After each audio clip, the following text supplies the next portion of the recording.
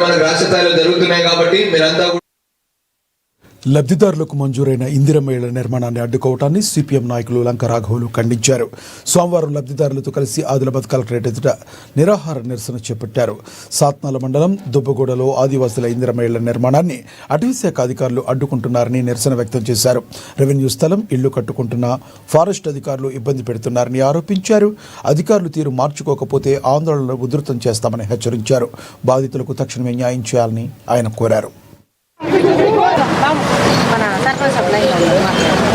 సాత్నాల మండలంలోని దుబ్బగూడ కొలం పేదల పైన ఫారెస్ట్ అధికారుల యొక్క దౌర్జన్యం, ఫారెస్ట్ అధికారుల యొక్క కుట్రలతో అన్యాయాలతో అలా ఇండ్లు ఆగిపోయినాయి. అదేవిధంగా అది ఏమాత్రం కూడా 1% కూడా ఫారెస్ట్ భూమి కాదు. ఇవన్నీ ఆధారాలు ఉన్నాయి. ఇవన్నీ ఆ భూమి రెవెన్యూ భూమి స్వయంగా ఆత్రం లేతు బాయిది.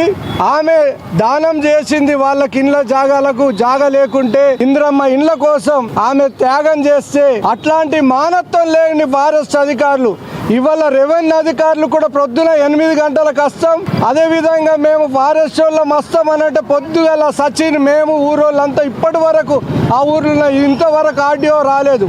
కాబట్టి ఇక్కడికి ఆర్డీఓ గారు వచ్చే వరకు ఈ పోరాటాన్ని విరమించేది లేదు. ఆర్డీఓ గారి కిడికి రాలా, ఖచ్చితంగా వీళ్ళకి హామీ ఇచ్చేంత వరకు మా పోరాటాన్ని విరమించేది లేదు.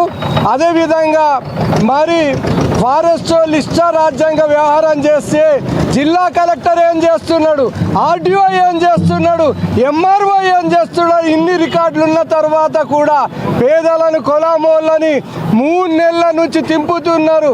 ఇంటి పనులు వ్యవసాయ పనులు వదులుకొని ఫారెస్ట్ అధికారుల చుట్టూ, ఎంఆర్ఓ చుట్టూ, కలెక్టర్ చుట్టూ, ఐటీడీఏ పిఓ చుట్టూ తిరిగి విసిగంది.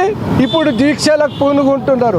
ఒకవేళ గింత ఈ రోజు వరకు కూడా గింత కలెక్టర్ గారు ఆర్డీఓ గారు తేల్చకపోతే గింత ఈ రోజు వరకు కూడా గింత కలెక్టర్ గారు ఆర్డీఓ గారు తేల్చకపోతే మేము హైకోర్టుకు సుప్రీంకోర్టుకు కూడా పోతాం.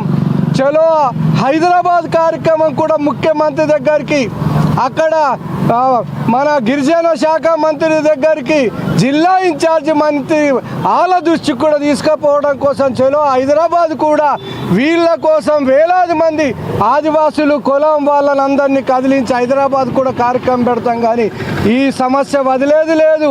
ఎందుకంటే ఆదివాసులను కావాలని బతకకుండా ఫారెస్ట్ వాళ్ళు ఇష్టారాజ్యంగా వేధిస్తున్నారు.